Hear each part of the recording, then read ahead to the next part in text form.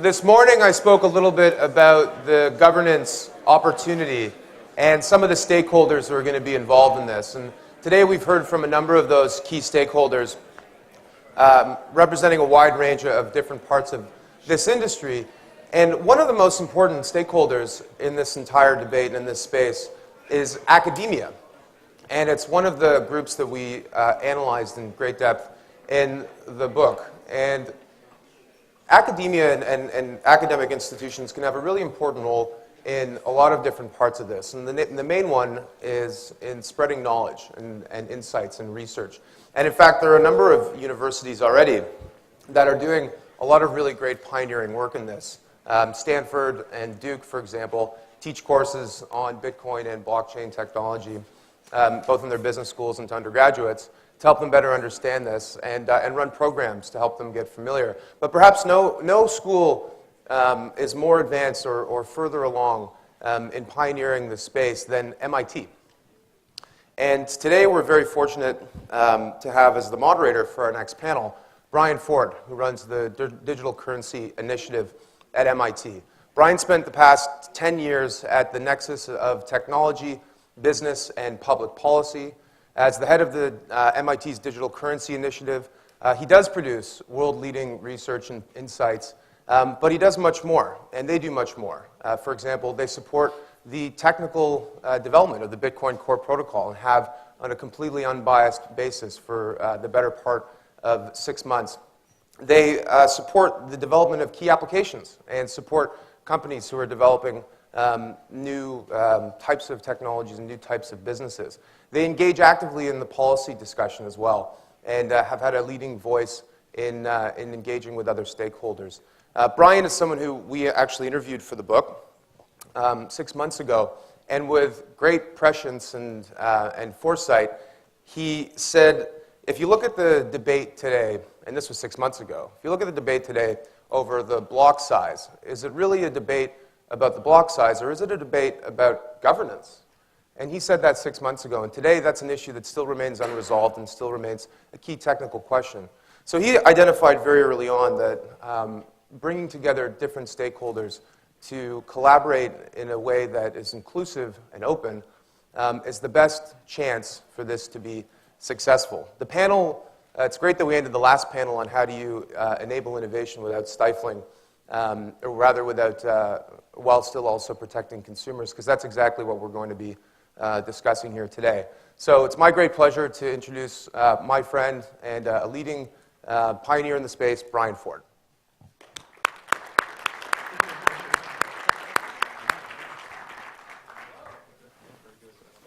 Yeah, just start talking. Great. All right. Do we have Yeah.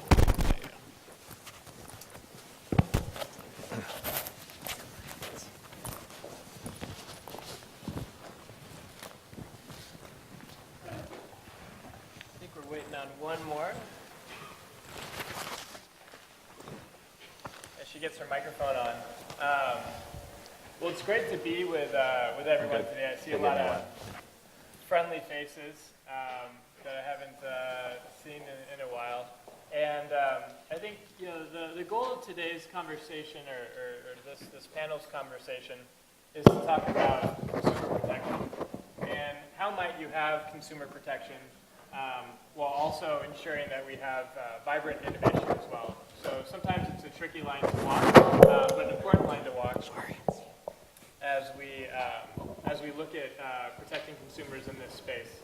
And today we're joined by Carol Van Cleef, partner at Manatt and on the board of advisors of the chamber, Justin Newton, CEO of Netki, Stephen Pear, CEO of BitPay, Dana Syracuse, Counsel at BuckleySandler, and Helen Wong from the Federal Trade Commission. And I think we'll go around and we'll just speak for a minute each about what their organization or their company's involvement is and how that pertains to digital currencies.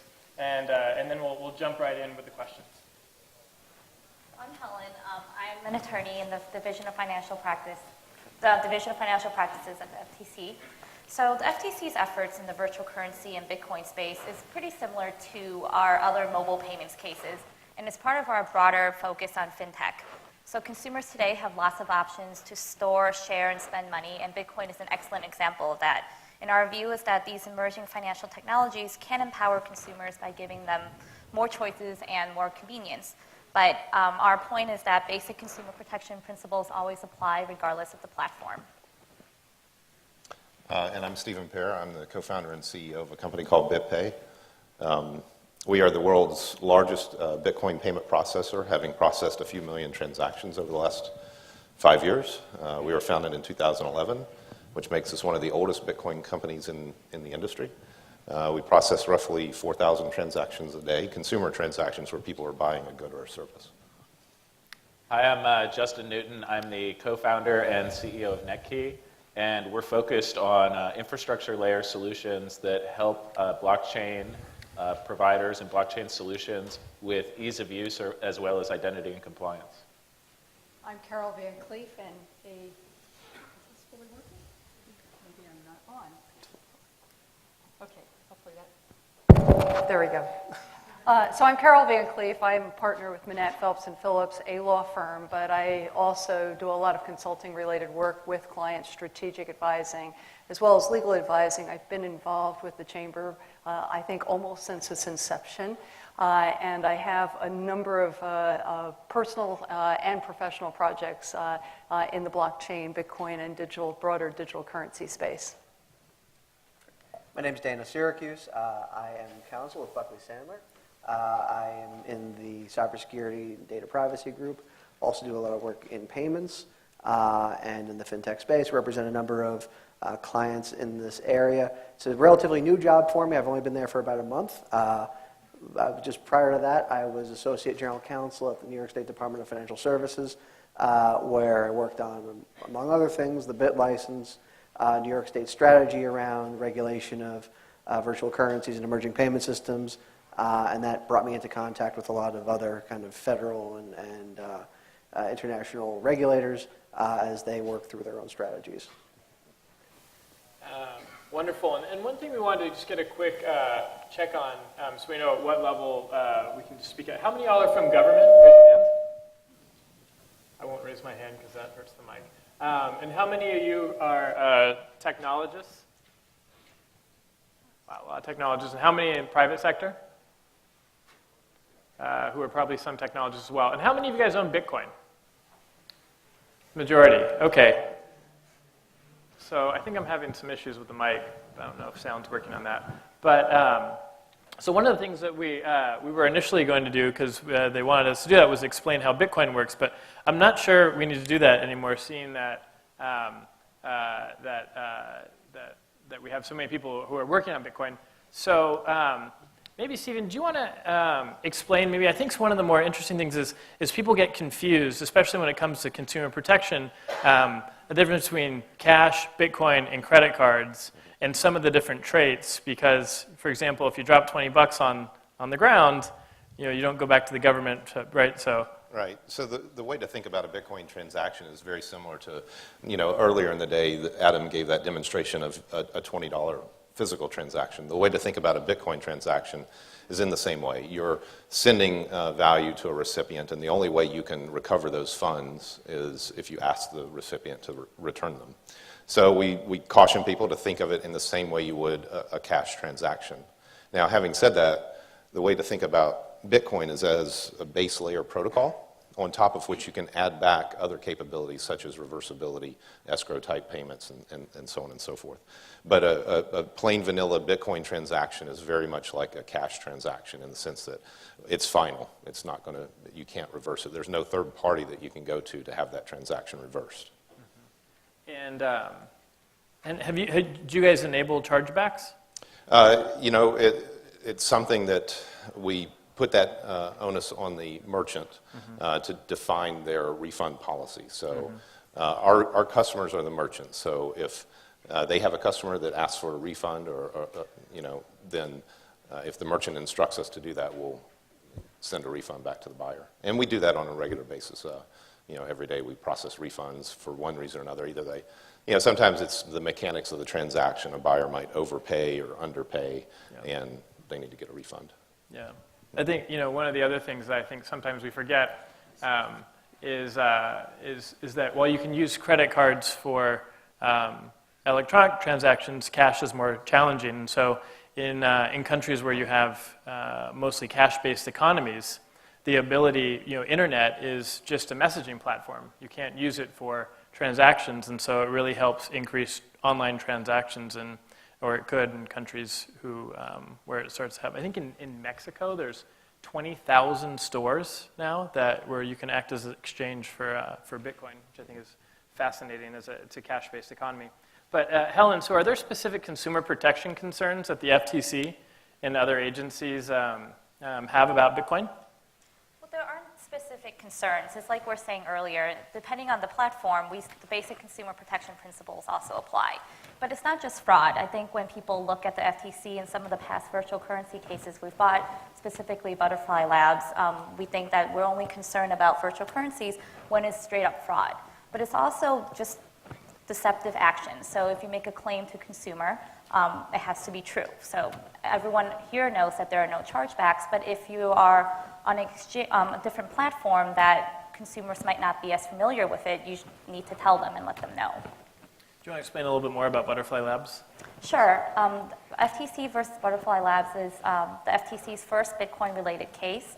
And in that case, the company was purportedly selling Bitcoin mining machines. So this was years ago when individual consumers can still mine Bitcoins for a profit. And that the defendant, we alleged that they made claims about when they were going to deliver these machines. And they were late by a year, or they just did not deliver the machines at all. And our claim was that consumers purchased these machines based on the representation of the delivery date. I mean, normally if you deliver something late, it's already a problem. But delivering a Bitcoin mining machine a year late essentially makes the machines worthless. So we sued them for deceptive representations. Wow, that's fascinating. So Justin, what are some of the key items that you think can enhance consumer protections? Sure. I mean, so for us, one of the items that we're very focused on that we think is really important, it comes down to this irreversibility issue, right?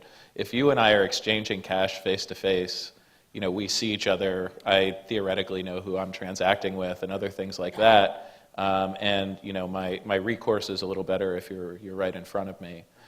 With something like Bitcoin, where the core layer, or blockchains where the core layer doesn't have reversibility, it becomes even more important to know who you're transacting with, who's on that remote end of the transaction before you confirm who you're sending the funds to.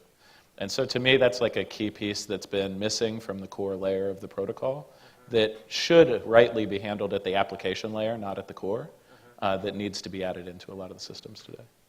And how might they do that? You know, there's a number of ways around it. There's actually, for Bitcoin, there's something called payment request. There's a standard around it that uses a similar technology to SSL.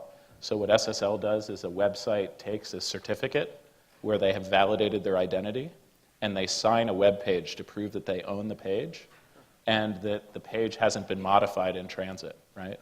Bitcoin has exactly that same concept where you can sign the details around a transaction, both to prove that you're the one that will be receiving the funds, but then also to ensure that payment details like the address or the amount haven't been changed in transit, and that the actual transaction that you're approving is exactly what you expected it to be. And would that be enforceable in a court of law? I am not a lawyer, but you know, certainly the technology behind it, depending on the validation that's occurred on the identity, that does cause a form of non-repudiation that's enforceable in courts. So for example, the UK government in January came out with a report on distributed ledgers, and probably this is a sign I spend too much time looking at this stuff, but on page 13 of the report, they actually work and focus on the identity area. And one of the things that they say is actually using these X509 certificates with proper validation behind them provides legal identity, as well as for things like smart contracts and that non-repudiation. So yeah, that's what others say. Interesting. Yeah. What about the lawyers? Carol? Well, interesting that I'm following Justin, because the need for greater security and control around identity is probably never more important than after yesterday, and the Consumer Financial Protection Bureau, the CFPB, the counterpart to the Federal Trade Commission for the financial services industry, came out with an order against a company called Dwolla, which many of you may be aware of in the room. It is certainly what we put into the category of emerging payments, but sort of old-fashioned internet-based payments, not digital currency-based. But the principles in that case are something that everyone working on a consumer-facing app in this arena needs to be very cognizant of. And what Dwolla was fined $100,000 for, which isn't really a very big fine these days, but they also had to make a substantial commitment to fix the problems and put a good system in going forward, and it was related to protection of data, data security that they had. But like Helen said earlier, the case came down to just old-fashioned unfair and deceptive practices. Wasn't anything unique to payments per se, but it was to the claims that the company was making, putting out on its website that its solution was better than payments, credit cards, other kinds of payments systems, that the security around the consumer data was better, then it was PCI compliant, it had industry best standards. And I know how easy it is for especially young companies to make claims about how they're much better than the next company, but when you put it out there and it's tested,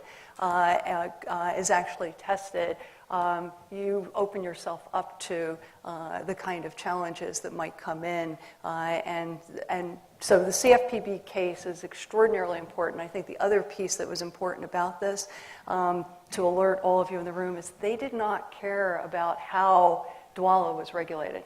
They didn't care whether Dwolla was a money service business, was registered with FinCEN, or was licensed with state money transmitters, or was subject to bank regulatory compliance.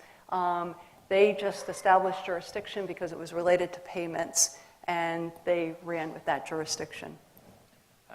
As someone who was a victim of the hack of the Office of Personnel Management, part of me wanted CFPB to have jurisdiction over OPM and fine them and for all the government employees who were hacked. Dana, I know you had some comments about Dwolla as well. Yeah, no, I think echo a lot of what Carol said. I think you're going to see potentially more of it. I think that there is a temptation out there when you're a company and you hear about certain standards that you should have in place to say that you have them. But then but then you actually need to go off and do it and make sure those controls are occurring. Just reacting to a couple of comments from the panel, the counterparty issue with regard to Bitcoin, it just doesn't touch consumer protection. It touches AML. It touches, pretty much every area, within these virtual currency regulations.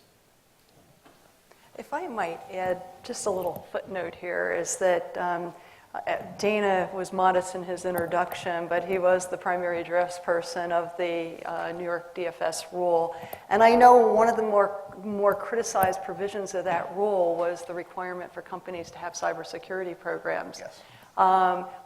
Was he prescient? Was he really understanding the regulatory scheme? But he was actually, I think, trying to help the industry in certain ways to make sure get it done correctly initially. I mean, that's going in the direction of, should there be cybersecurity regulations, legislation out there? I think that it is a good idea for industry to know kind of what best practices are, or what they should be, or at least what standards they're going to be held to, and then benchmark from that. The Uniform Law Commission right now has a draft of a regulation that they're working on. It should be finalized relatively soon. That may include a cybersecurity provision, but also, when in terms of legislative drafting, regulatory drafting in this space, there's also a need for bringing it back to the topic of this panel, consumer protection and actually drafting out consumer protection controls. And so what winds up getting included? Language about irreversibility, language about volatility. And, for me, it almost winds up being an open question of, when we drafted the bit license, I think there was far less of an understanding of Bitcoin itself. And now that issues like volatility are out there in the zeitgeist, people know about it. At what point do you kind of stop? At what point do you say, okay, everyone knows, you don't have to weave it in anymore? And also, the traditional consumer protection standards, the traditional disclosures, they're very long, they're voluminous. People's eyes kind of glaze over, and they just click okay. That works when you have a transaction on a computer screen. That could work when you're going up to your ATM, but I'm not sure how well that works on mobile platforms. At what point do things like that need to be rethought? So, Stephen or Justin, is there a role for the government in regulating the consumer applications of Bitcoin? And I think we traditionally think about the currency capacity, but what about other capacities or other assets that may be attached to some form of cryptocurrency? Yeah, I think there is a role. For our business, one of the best ways for us to mitigate some of these risks are to verify identity, so to know who the merchants are on our platform so that if there is a problem, we know who they are. That's the best mitigation, one of our best mitigation tools right there. But certainly there is a role to play by the government in sort of establishing best practices and guidelines of what you should be doing so that new entrants into the market know what they need to do. Interesting. So clarity for startups. And one of the exciting things about Bitcoin, I think, is, and when you think about other asset classes, is Bitcoin is kind of this forcing function that is forcing regulators in the industry to deal with all of these issues so that you bring that clarity to it. And so that we can, in the future move forward when we start to deal with all sorts of other types of assets. So as we have clarity, Justin, are you worried about any unintended consequences? Well, those kinds of things come up from time to time, but I would like to do, if I could, a yes and on his last piece, which is, I think that appropriate consumer protections bring consumer confidence and bring more users into the marketplace. And so creating frameworks that allow people to feel comfortable that they're transacting in a safe way and that they're not putting themselves at risk, I think is a good role. The thing that I would say for the folks that are looking at that piece, though, I think what's important to me is thinking about regulating the applications, not trying to regulate the core of the Bitcoin blockchain, because the core of the blockchain is really like a base layer tool, and really a lot, at least in my view, of the regulatory pieces around it have to do with the different applications like payment processing or exchanges or things like that to some level already have regulatory frameworks that they can fit inside of or fit near. And so they probably create appropriate guidance for the kinds of things that we would want to look at or want to do here. However, as soon as that regulation starts to try to move into the core of the protocol, which is frankly something we haven't seen yet, right? So I'm talking about a risk that may be out there but that hasn't really materialized. I think that's where it becomes more problematic because there's a real opportunity in that case for that regulation to stifle innovation and the permissionless nature of the blockchain, and that will slow down the rate at which the industry can move forward. Dana, you had a point? I was going to say, the way to think about regulation in the space is all the stuff that we're talking about, it's all new, but it's also not very new. All Bitcoin is itself is a new form of value transfer. It's a form of value transfer that has unique challenges, but those challenges aren't insurmountable as long as regulators and law enforcement industry just understand that and their ways of working around it. Individual use of the virtual currency, that should be unregulated. That's unfettered. If someone goes and takes that virtual currency and does something criminal with it, then that's what you clamp down on, not the exchange. So what's good regulatory drafting in the space? What it really is looking at the financial intermediaries and in those draft regulation, making sure you have very tight language around who those financial intermediaries are. So it's the exchanges, it's the so-called wallet companies, even though I don't like that term. It's the transmitters. What is it not? It's not the underlying rail. It's not the underlying technology. So then it speaks to, you next have to look at what are the next use cases for virtual currency, or for Bitcoin blockchain. I mean, that would be something like securities transactions. Again, there's really no need to completely reinvent the wheel in terms of regulation. You have traditional regulations that stand that may need to be tweaked a little bit because of the technology, but largely, what we have we can go with. And to Dana's point about that, the FTC does issue workshops and guidances. So for example, earlier you talked about mobile disclosures. And our .com disclosures report, even though it was issued, I think 2 years ago now, it still provides guidance on how to provide mobile disclosures. It talks about specifically about scrolling and hyperlinks and how to make the claims. And another example is our mobile workshops, mobile payments workshop. And again, it's a few years old now, and we do try to update these periodically. It still provides guidance. And I think for startups and companies that are like, there's just so much going on, and you might not really know what it means to provide clear guidance. I think that these reports are a good starting point.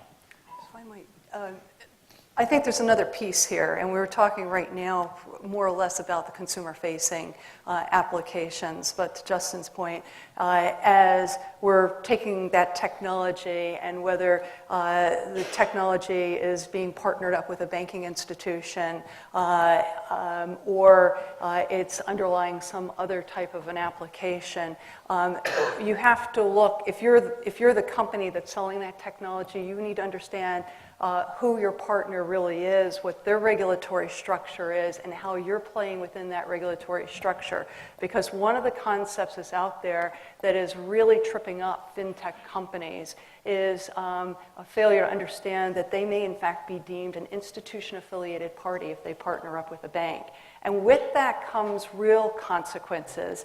It means that you are subject to potential examination by the bank's regulator, and you're also subject to potential enforcement by the bank's regulator. And in fact, this week, the controller of the currency, which regulates the national banks, most of the big banks in the United States, came out with some new enforcement guidelines. And for the first time, they separated out how they're going to impose penalties on the institutions versus the institution-affiliated parties, and have a new scheme for actually assessing the weights, the way they're going to figure out the penalties. So you could be subject, depending upon that relationship, to potential regulatory oversight that you thought you were getting away from by going just tech, and to potential enforcement and fines. So I thought one of the things that we had talked about earlier that was somewhat interesting was the evolution in mobile applications, and how we needed to update rules or advisories to companies as a result of children playing with their parents' phones, who then got access to the ability to be able to purchase things. When you guys want to talk about how, as we evolve, as digital currency evolves and becomes more mainstream, and different populations in terms of age and others start to get access to this technology, what additional protections you may need to add that hadn't been thought about previously, that can maybe be thought of if you guys bring this up today and we can learn from the mistakes of the past? Yeah, so our in-app purchase cases are very relevant here, but it's to Dana's point, we didn't really have to reinvent the wheel. So we sued Apple and Google for billing consumers for charges on the kids' apps without first gaining the parents' consent. We're also in litigation with Amazon for a similar charge. But the specifics for each platform is different, but the whole idea behind all of them is parents gave the kids the apps, and they didn't know that they can incur all these charges, and at no point was there authorization required. So it goes back to the point of informed consent. Do consumers know what they're getting into? Do they know that they're being charged? And in our settlements with Apple and Google, the injunctive terms, we made sure were tech neutral. And basically, we're just saying that the companies should provide a simple disclosure that conveys the full scope and the amount of charges, and ensuring that consumers have a meaningful choice about whether or not to consent. Great. So, Perry Ann, how much time do we have left here? Or who's the time? And how much time is that? 2:53. 2:53. So we have 17 minutes. So I was going to do two things, depending if we had 5 minutes or 17 minutes. We've got 17 minutes. I'd love to open up questions on the floor. Does anyone have any questions? You get free legal advice. Hi, Victoria Adams, Booz Allen. I was just thinking about this from the point of view of financial inclusion. And what can regulation do to both incentivize the consumer-facing part of this industry, to address more of the concerns of the unbanked and the underbanked, and also what protections do we need for those folks who are very financially unsophisticated when they get into trying to understand some of this technology, which is very challenging even for quite sophisticated folks. So I'd be interested to hear your thoughts. Let's take that one. I'll start. So in addition to our cases in our workshop, the FTC also has a consumer-facing branch. We do blog posts directed toward consumers, and we do outreach to communities. For virtual currencies in particular, we have several posts discussing exactly how it works, and we provide consumers with specific tips. Our goal in this space and other spaces is basically to weed out the bad actors. We want consumers to have confidence in growing fields, and we want them to use it, but we just want to make sure that bad actors aren't tainting the field for everyone else.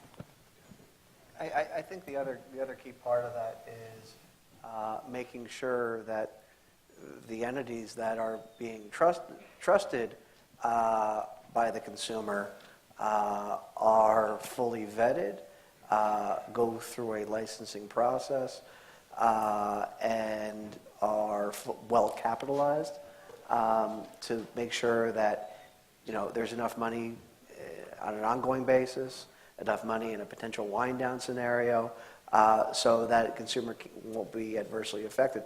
I think that the potential for Bitcoin in the remittance market, the potential for the unbanked and the underbanked and financial inclusion is tremendous.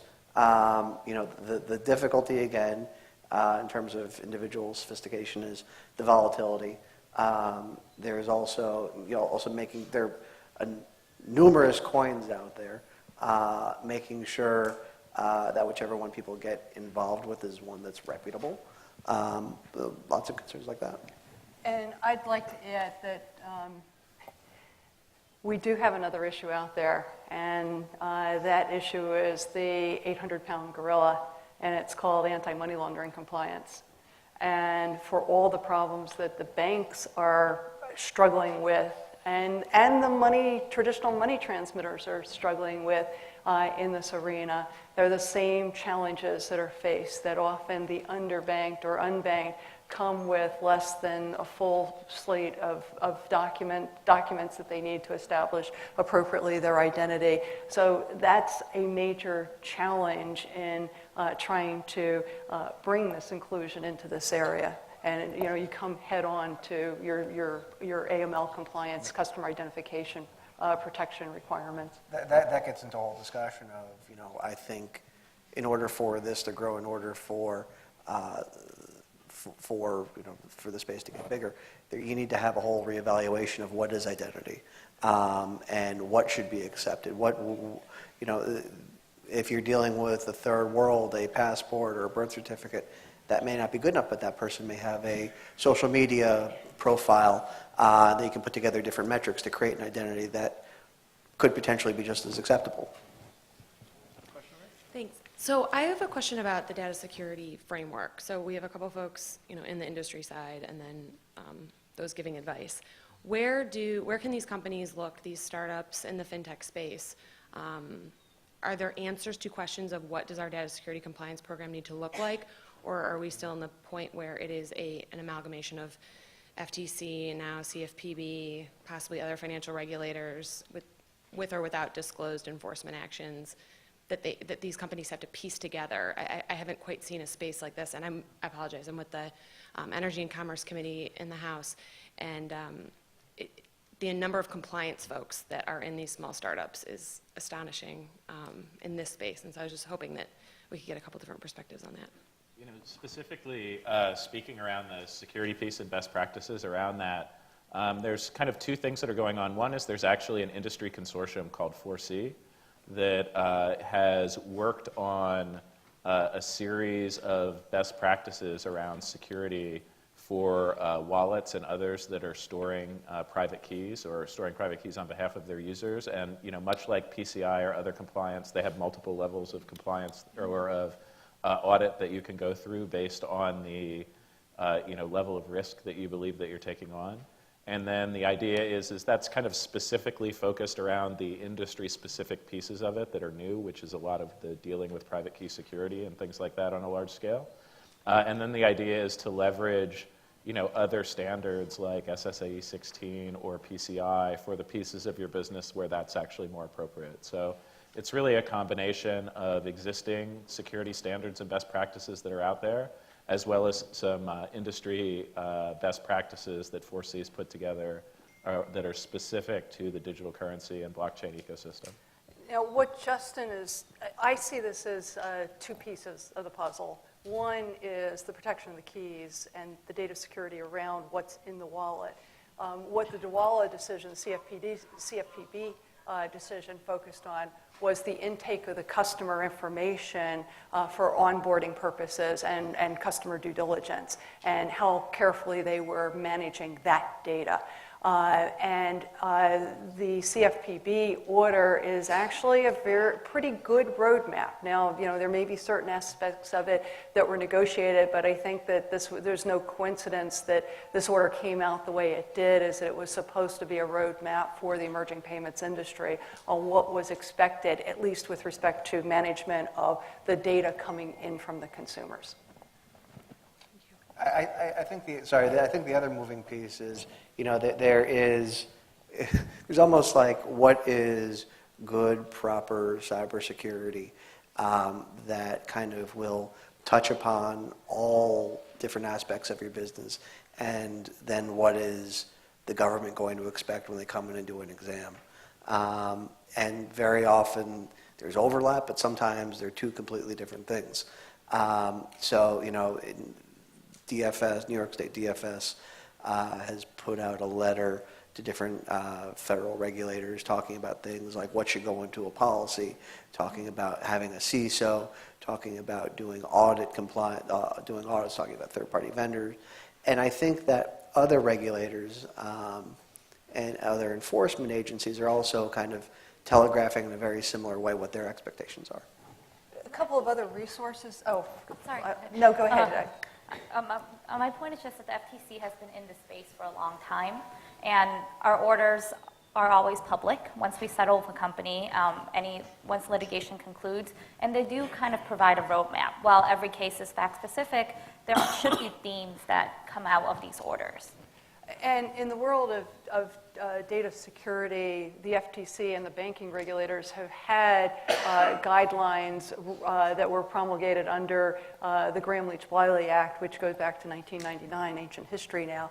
But that's been part of the world that we live in for a long time, that does provide some guidance with respect to what you need to have in a data security program. Now we've leapfrogged into the world of cybersecurity, and we have a lot of additional material that's coming out. And one place you might want to take a look is at the FFIEC, the Federal Financial Institutions Examination Council, has put out a whole set of materials related to cybersecurity to provide guidance to the banking industry. Hey there, my name is Brady Dale. I write for the New York Observer, and this question is mainly for Mr. Syracuse. I was curious if, anyone else can jump in if they want to, but I'm interested in the BitLicense story, and was curious if you could maybe give the two big headline issues that you heard back about from the initial draft, and then sort of like the ways in which you guys decided to adjust it to the final draft of the BitLicense, if there were any adjustments made, but sort of like what the big picture concerns were, and how the regulator struck the balance, because I feel like it's kind of like defining the conversation in a broad way. Sure. So the BitLicense process took probably about two years, soup to nuts, between sending out the initial subpoenas, then reviewing those materials, doing public hearings, In the first draft, we received around 3,700 comments. I looked at all of them. They all went right to me.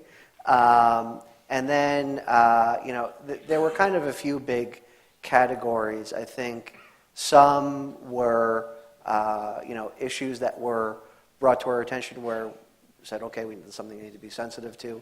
And others that I think were just the result of maybe miscommunication.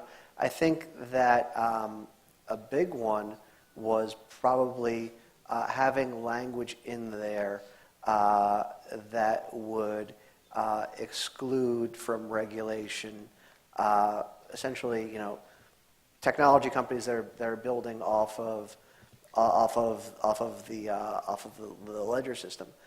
So right now we added language, something to the effect of non-financial use of the technology. That was a good one. But then there were concerns about duplicative SARs, which was never an intention. But yeah, I think that having a carve out for non-financial use is probably one of the big ones that we heard about. My name is Richard Weston with the DC Blockchain Users Group. One of the questions I had for the panel, do you foresee regulations creeping into the cryptocurrency to cryptocurrency transfers and exchanges?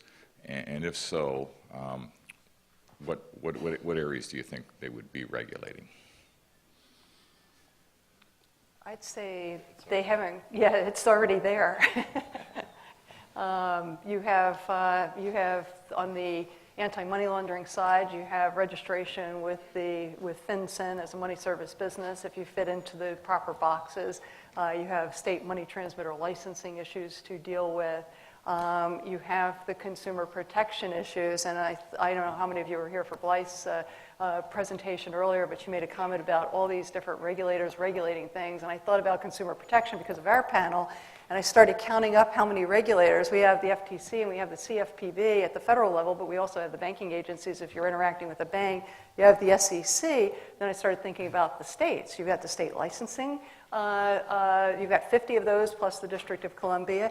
You've got the state AGs, and you may also have state securities commissions and maybe some others. So by the time you're someplace between 150 or 200 easily just on consumer protection alone. So I think we're already pretty deep into it. Yeah, most of the regulation has been focused on fiat to cryptocurrency transactions, and from my understanding is there's at least the impression in the industry is that these conversions from Bitcoin to Litecoin to Ethereum don't really the regulations aren't as onerous as they are on the fiat to cryptocurrency transactions. I think that's probably open to debate. I think that like Carol, I agree with you. I think that depending on the jurisdiction, there is an expectation that virtual to virtual be regulated, but it's contingent upon the body. And I have a question as well, and it's for Helen. And I wanted to just get this point out there. So at the Chamber, and as Carol was mentioning, you have all these different regulators, as Blythe mentioned earlier, for a company having to navigate the regulatory framework. You have so many different regulators that you have to touch base with or be in compliance with or interface with and engage with. So an initiative of the Chamber, we have a working group. It's called the Best Practices Working Group, where we're bringing together our members to write best practices. And the first topic that we are tackling here is digital currency. So at the FTC, and the purpose we're doing this is to give regulators something to point to. So what is something that you would like to see, or what would be helpful from your perspective as a regulator for the industry to put forward, so we're not seeing necessarily regulation come forward either too early or too onerous? What can the industry do to be helpful in your process as a regulator? I think there are many different ways you could go about this, for sure. But for the industry as a whole, I think it would be good for us to know, because right now we don't know what the best practices are, like you said. There's no standard. When we look at complaints and individual consumers that have grievances for certain things, we don't really know like what the baseline is. So going back to the Dawala case, that was very easy because they made a claim that wasn't true. They said that they were exceeding industry practices for data security. So here with Bitcoin and blockchain, what are the industry practices so that we know what the baseline is and what consumers are expecting? Being that definition. Awesome.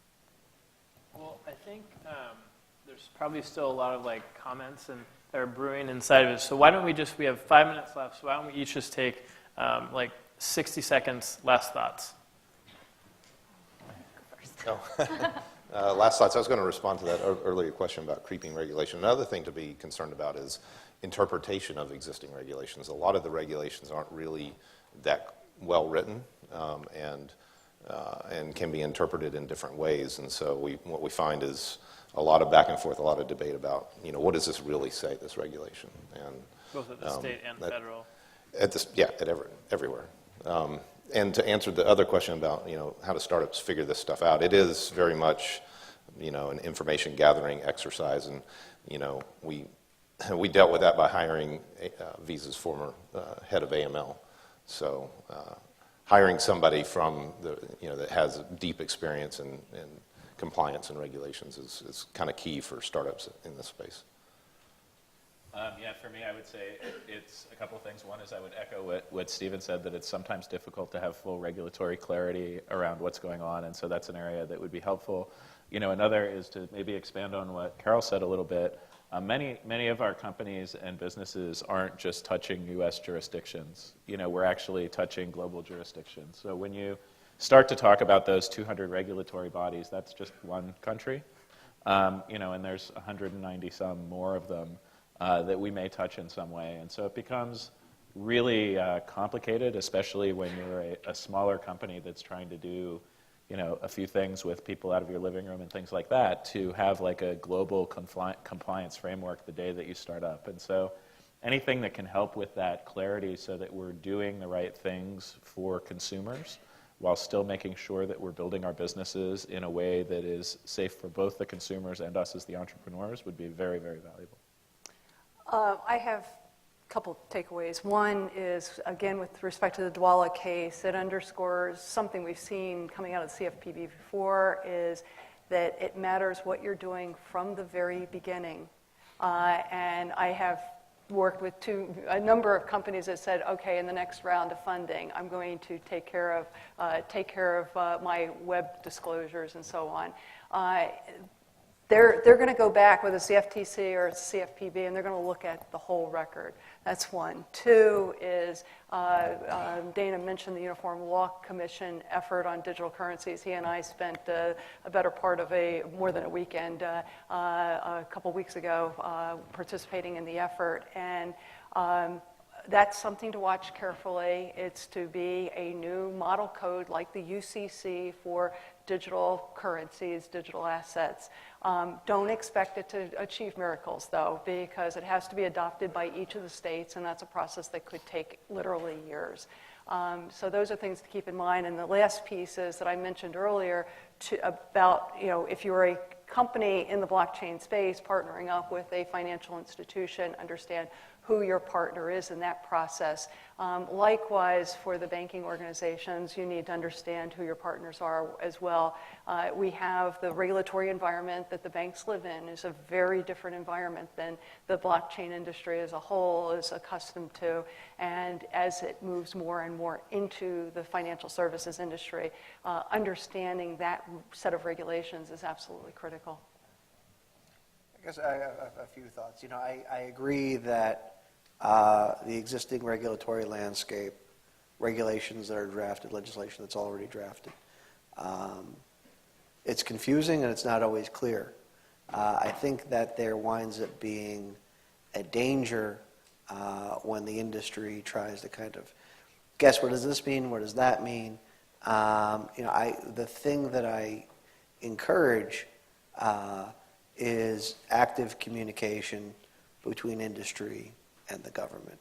I think that there is a tremendous role for education here, both as to kind of the overall ecosystem and individual business models. And also what that interaction helps with is whether or not prosecutors or the folks on the government side want to admit it, inside everybody that has that job, inside their head, there's kind of a pile of a good corporate actor and a bad corporate actor. And you want to be on the good corporate actor side. And what happens when you have that good kind of relationship with them, when something bad happens, and invariably it does because it's just life, it winds up being a little bit easier to work through. So that's and then the last thought is, I think any regulation that comes out of blockchain, Bitcoin being the first use case, it needs to truly be functional. Those that are looking to regulate the space need to look at the function, need to look at what is kind of the old world analog and act accordingly. Again, there are issues with technology that you need to consider through that lens, but it's new, but it's not that new. And I think I would build on that point. Communication always helps. This is new and it's very exciting, and we want to encourage consumers to adopt it. But we keep going back to the point that consumer protection principles are old. The idea that if you make a promise, you should keep it. The idea that you shouldn't bill consumers without their consent. The idea that if you tell them that you have a data security policy, you have to follow it. I think those principles endure across Bitcoin and other platforms. Wonderful. And why I have you here, Brian, I want to acknowledge you and the MIT Digital Currency Initiative. I mentioned earlier in the day that you so gratefully opened up a scholarship opportunity for us to partner together to work with getting more women and minorities involved in this space. So while Brian is here, if you are one of our scholars, could you just stand so we can acknowledge you?